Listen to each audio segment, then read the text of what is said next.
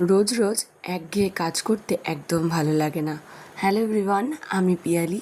সকালবেলায় এক গ্লাস ছাতু গলে নিয়ে খেয়ে কাজে লেগে পড়লাম। দাঁড়াও, এর আগে কিন্তু আমার সকালের জলখাবার তৈরি হয়ে গেছিলো। তারপরে আমি এক গ্লাস ছাতু নিয়ে বসেছি। তার মধ্যে বাজার থেকে চলে এসেছিল মাংস আর চিংড়ি মাছ। সেগুলোকেই ধুয়ে পরিষ্কার করে নিলাম, আর ওগুলোকে ধুয়ে পরিষ্কার করে রেখে দেওয়ার পরে ভাত বসাবো বলে চাল নিয়ে ভালো করে ধুয়ে ভাতটাকে এবার বসিয়ে দেবো। আমার তাড়াতাড়ি ভাতটা একমাত্র করতে হয় আমার ছেলেরই জন্যে। তারই মধ্যে দেখি বাইরে ভীষণ জোরে বৃষ্টি পড়ছে আর হাওয়াও দিচ্ছে। এদিকে দেখো সমস্ত কিছু গুছিয়ে নিয়েছি, আর ততক্ষণে ভাতটাও ফুটে উঠেছে।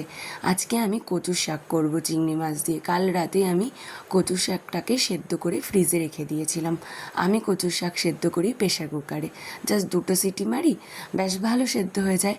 কচু শাক হয়ে গেছে। এবার আমি চিকেনটাকে লবণ আর হলুদ দিয়ে ভালো করে মেখে তেলে একটু ভেজে নিচ্ছি। আজকে একটু অন্যরকমভাবেই চিকেনটা করছি।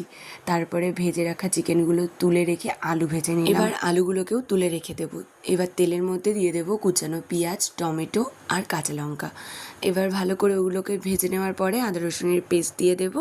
সমস্ত রকমের মশলাগুলোকে দিয়ে ভালো করে কষিয়ে মাংস আর আলুটা দিয়ে দেবো। এবার ভালো করে কষিয়ে নেব, নিয়ে আস্তে আস্তে চিকেনটা রান্না করে নিয়েছি। যাই হোক, আজকের ভিডিওটা এখানেই শেষ করছি। তোমরাও ভালো থেকো, সবাইকে ভালো রেখো।